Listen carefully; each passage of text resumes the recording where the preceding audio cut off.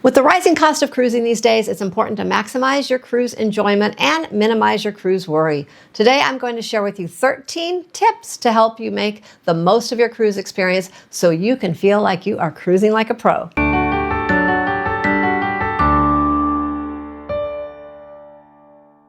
Hello everyone, I am Sharon from Sharonatsea Travel, and I have been cruising for over 20 years with the family, and I thought it's a great time to share some of my favorite tips with the new cruisers out there, and there may be some things for the seasoned cruisers that are new to them as well. But once you're done, please, all of you seasoned cruisers, post some of your favorite tips in the comments below, because we want to have as many tips out there as we can to help everyone have a great cruise experience. So let's start with something that can really put a damper on your cruise.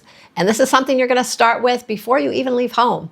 You are going to Scotch guard, waterproof your luggage. Now, whether you have hard-sided luggage or soft-sided luggage, you're going to want to waterproof it. For hard side, you want to waterproof right around the zipper area. Soft side, waterproof that whole thing. There are many times you get to the cruise port, maybe it's raining, you didn't expect it, and your luggage sits out on those carts and it's going to get wet. This happened to us a few years back, and we got our luggage and it was half of our clothes were drenched inside. So we spent most of Embarkation Day trying to get things all dried out, hung up, and all the wrinkles out. And it was a big mess, and it really put a damper on our Embarkation Day, so to speak. So make sure you do that before you leave home.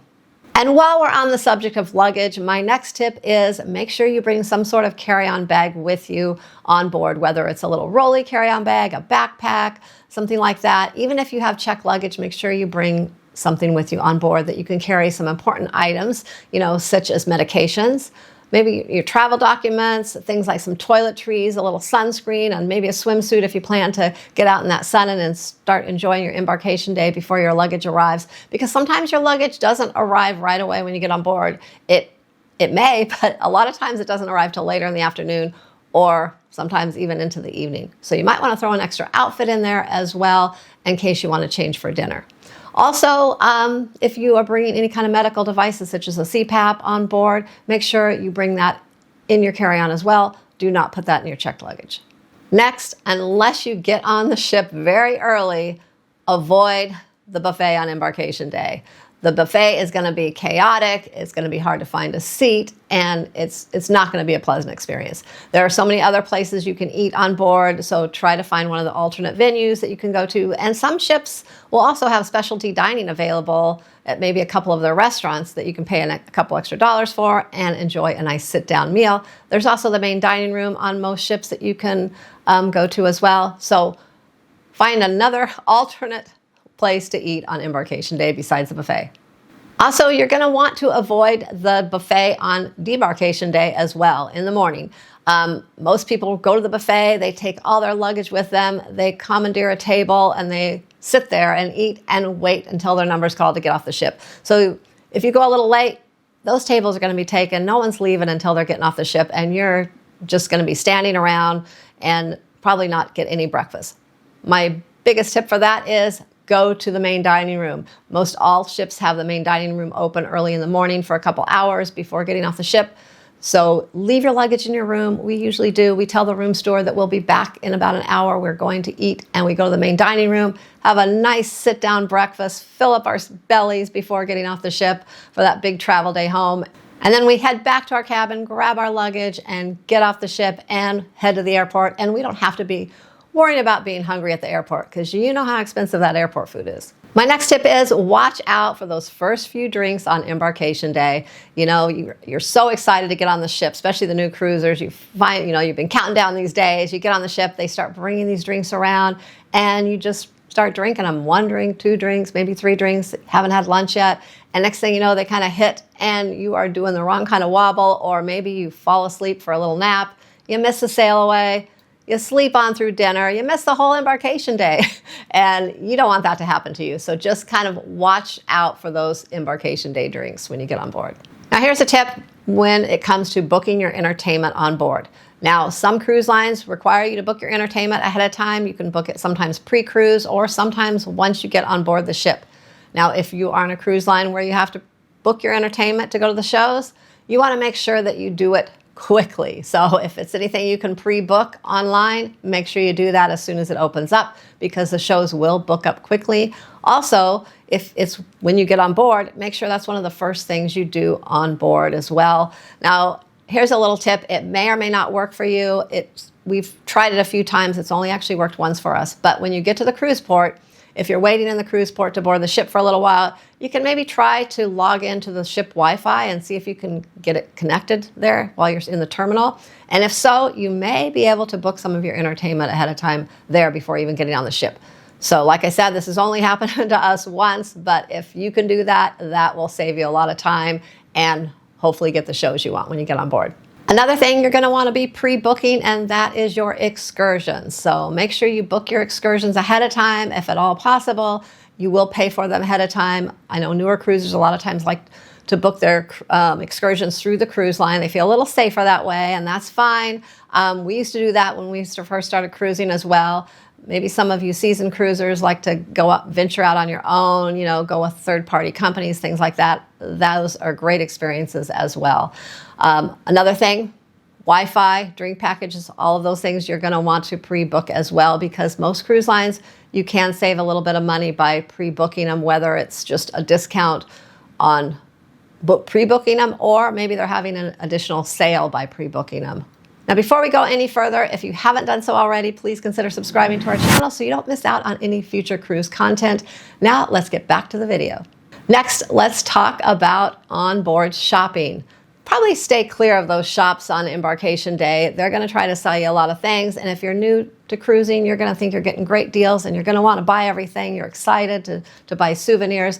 Kind of wait a while. Check out the shops a little later in the week. They will have sales throughout the week. And also, if you're making any larger purchases like jewelry, maybe watches, for example, check the online prices. If you have Wi-Fi, log in on your phone, check like Amazon, see what they're selling for on there. We had a situation for us one time where we were going to purchase a watch, and we logged into Amazon, looked at the price, and it was much cheaper on Amazon than the supposed discount price on the cruise ship. So keep that in mind. Always check your prices before making any big purchases. Now, you may know already that most of the cruise ships will have spas on board, and you may be looking forward to a massage or some kind of spa treatment. Well, my tip for that is on embarkation day, most of the ships will have a tour of the spa. Go take that tour, check it out, see if it's something that you might want to do on the ship.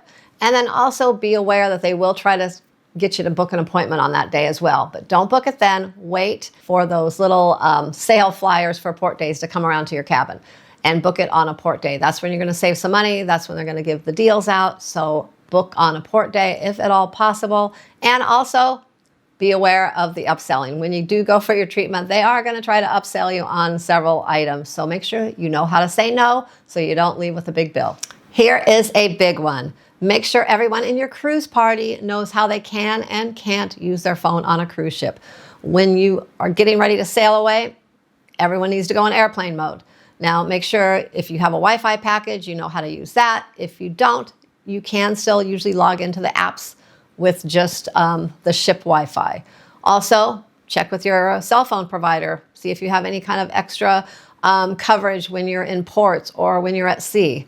Those are good things to know, because you do not want to come home and have a huge bill from taking your phone out of airplane mode, using it when you shouldn't be. Also, I know a lot of you out there use your phone to tell time. That's what you use as your watch these days. Make sure that you are aware that it can change at times, whether you're going on and off of Wi-Fi, you go out of airplane mode, that can change the time on your phone. So just be aware of that, because you don't want to have the incorrect time and miss out on anything. Another tip is don't forget to engage with your cabin steward on embarkation day. They are some of the most hardworking crew on the ship. But this is a great opportunity to introduce yourself, kind of establish what their working hours are, let them know if you need anything extra, such as hangers, extra pillows, ice, things like that for your cabin. Also, establish a time that they're going to be making up your room, whether they're going to do it once a day, twice a day, in the morning or in the evening. So this is a great time to get all of that stuff settled, so you kind of know what's going on throughout the week and what to expect on your cruise. My next tip to help you cruise like a pro is make sure you are aware of your onboard account and you are checking it regularly. This is something that you can check a few ways depending on the ship, maybe through the app, through the cabin TV.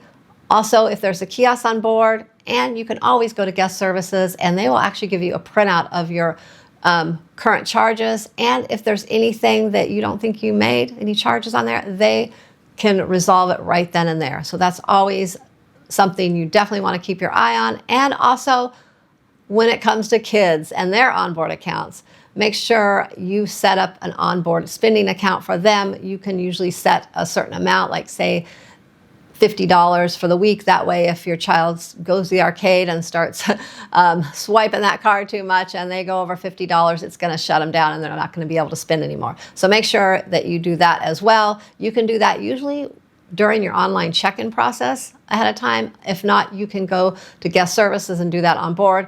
But if there's a kiosk and you can do it on there on board, make sure you go that route because it'll save you standing in that long line on embarkation day at guest services. Here's a little tip in regards to the mini fridge in your cabin. They're not really a mini fridge, they're more of a cooler, so they don't get really cold, but they will keep things somewhat cool. Now, they do work better if there's air circulating around the mini fridge towards the back. So if they're in a cabinet, which most of them are, crack that cabinet open, put like a washcloth or something in there and kind of just leave it propped open a little bit. And with that air circulating in there, it will usually keep the mini fridge or cooler, a little cooler. So your waters and your drinks and things will be cool.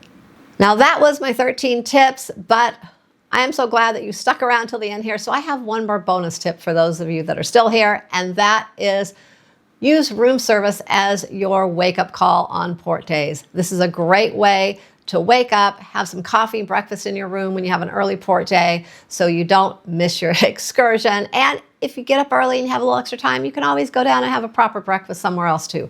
But it's it's kind of like an alarm clock and morning coffee. So there you go. Those are some of my top tips to help you cruise like a pro. If you enjoyed this video, please give it a big thumbs up. And if you need help booking your next cruise vacation, please contact me, Sharon, at sharonatsea@gmail.com. I would love to help you with your next cruise vacation. Thanks for watching, and I will see you in the next video.